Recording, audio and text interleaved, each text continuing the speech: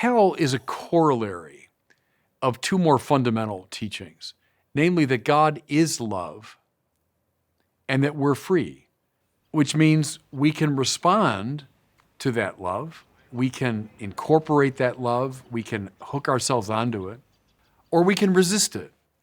And hell would be the permanent and eternal absolute no to God.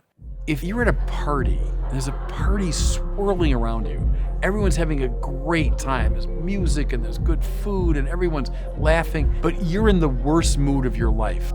That party is increasing your suffering. If you were by yourself, you wouldn't suffer as much as you would in that party. Well, see, hell would be like that. The Bible is very clear on the existence of hell. Well, some time ago, I did a video where I suggested we may hope that all people be saved. I didn't say, I know all people are saved. I didn't say, no problem, don't worry about it. I said, we may hope.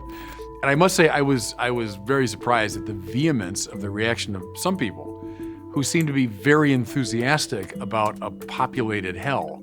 The position I take, I think, is kind of a middle ground between saying, well, obviously everyone goes to heaven, and well, no, obviously there's lots and lots or most people in hell. Mine, I think, is a middle position. What are arguments for a crowded hell?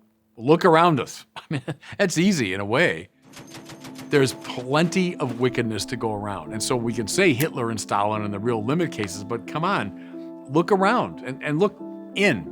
Well, the Bible says there's no man righteous, no, not one. So that's easy in a way. Yeah, if I just look at human achievement, morally speaking, I'd say most of us would go to hell. What's the counter argument?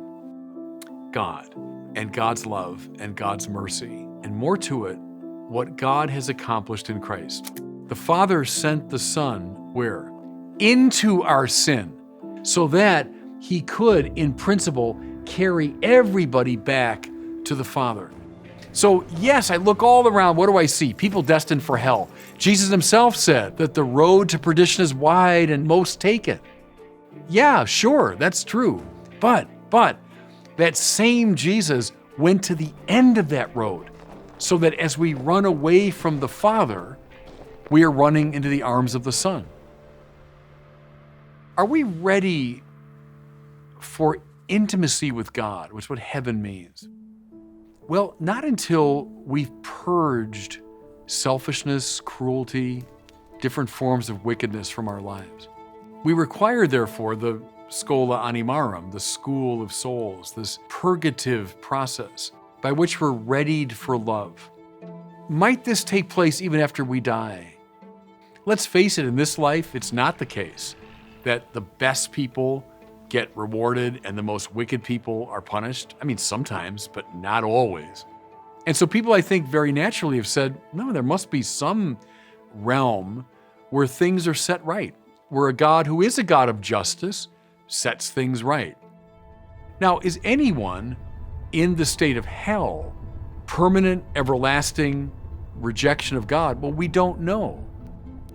Purgatory, a place of purification, where imperfections are burned away, where things are set right. Might we hope for that? Hope for that, even for all people. We may hope. I don't know it. To claim to know it is to fall into a heresy. I'm not going to do that. But I may hope, given the acrobatic display of God's love in Christ, I may hope that all people be saved.